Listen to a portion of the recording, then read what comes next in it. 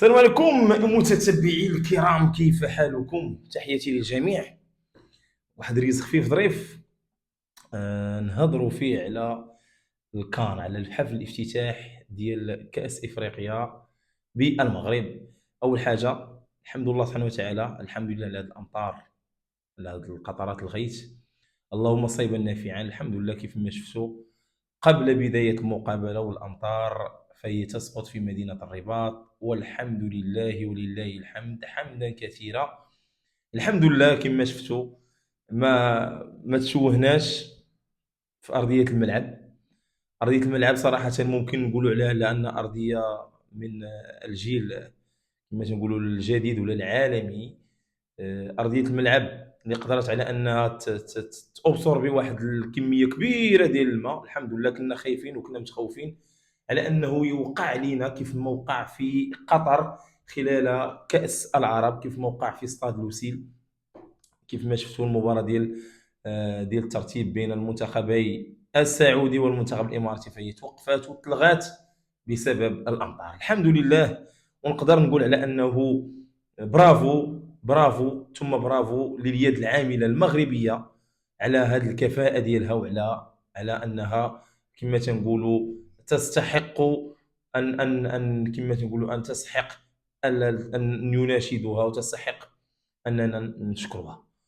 وكيف ما شفتوا فإن الحفل ديال الافتتاح كان مؤسسا بمجيء صاحب السمو الملكي الأمير مولاي الحسن، ولي العهد ديالنا اللي تنحبوه وكنحبوا الملك محمد السادس، ونتمنى له الصحة والعافية ودوام الصحة والعافية. كيف ما شفتوا ولي العهد فهو نزل إلى الملعب بدون مظلة، والكل كيبقى تيتساءل، لان الشروط ديال الكاف فهي منعين دخول المظلات الى الملعب. دونك كيف ما تشوفوا فان الامراء وان الملوك واولياء العهد فهم اللي تيطبقوا القانون بحذافيره. وكيف ما شفتوا ولي العهد ولله الحمد واقف في الشتاء ويلقي التحيه على اللاعبين. والشيء الجميل هو طول الحديث مع لاعبي المنتخب الوطني المغربي. هذا الشيء تيدل على ان هنالك واحد لوموجينيتي، واحد التواصل ما بين الجهه الحاكمه في البلاد وكره القدم، وانفتاح الاسره العلويه بكاملها على الرياضه. وهذا الشيء اللي تيخلي المغرب يحذو حذو الدول العالميه في التقدم الرياضي. دونك كما شفتوا كان حفل الافتتاح حفل جميل جدا، جميل للغايه، رغم بعض الانتقادات من بعض رواد الفيسبوك، ولكني كان صراحه جيد جدا. كانت فيه الهويه المغربيه، سواء الامازيغيه او سواء الاخوه ديالنا الارياف، او سواء الاخوه ديالنا الصحراويين، او سواء الاخوه ديالنا من جميع جهات.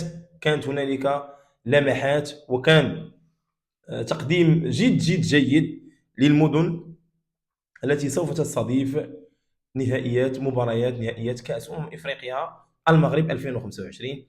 كان هنالك صراحة ألعاب بالأضواء اللي هي بهرات العالم. وكيف ما قال رئيس الكاف فإن المغرب يوحد بين جميع الدول إفريقيا رغم اختلاف الأجناس والأعراق واللغات ولون البشر. دونك الحمد لله، رغم الجو الممطر اللي ممطر بزاف كما شفتوا، كانت الشتا والشتا كثيره، والحمد لله مرت الاجواء بسلام. كنا متخوفين صراحه، لان كما كتعرفوا ف يكون تصب الشتا كثيره بزاف. كان لان اليوم كانت ليماج ديال المغرب، كان الوجه ديال المغرب، كان وجهنا احنا المغرب كله، كان جميع العالم كله كان يترقب.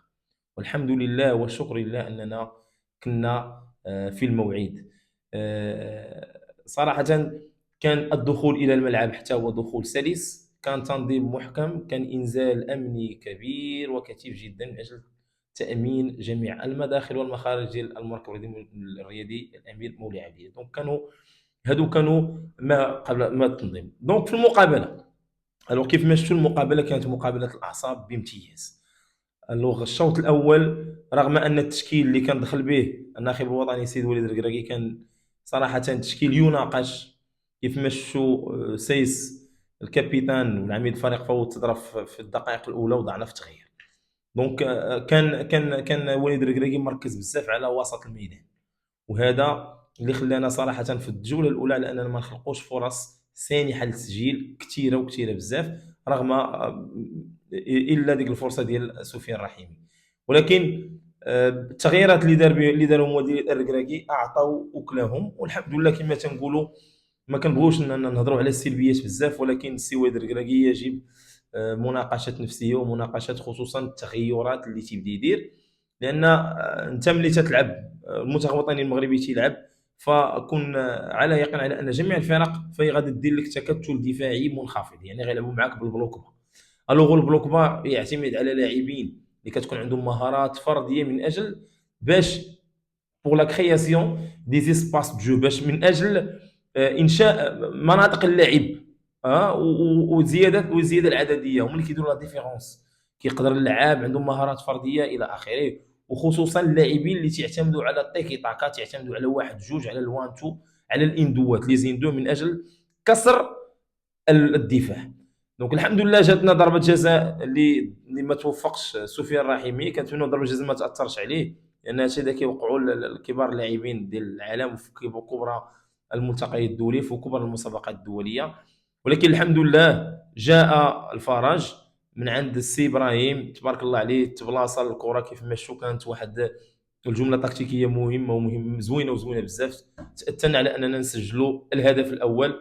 والد والكعبي كذلك، فهو يبصم كما اللي الناس اللي متبعين الكعبي، فبحاله كان سجل الهدف على ريال مدريد مع اولمبيكوس اولمبيكوس ما بغاش تخرج مع اولمبيكوس اليوناني، سجل بنفس الطريقه.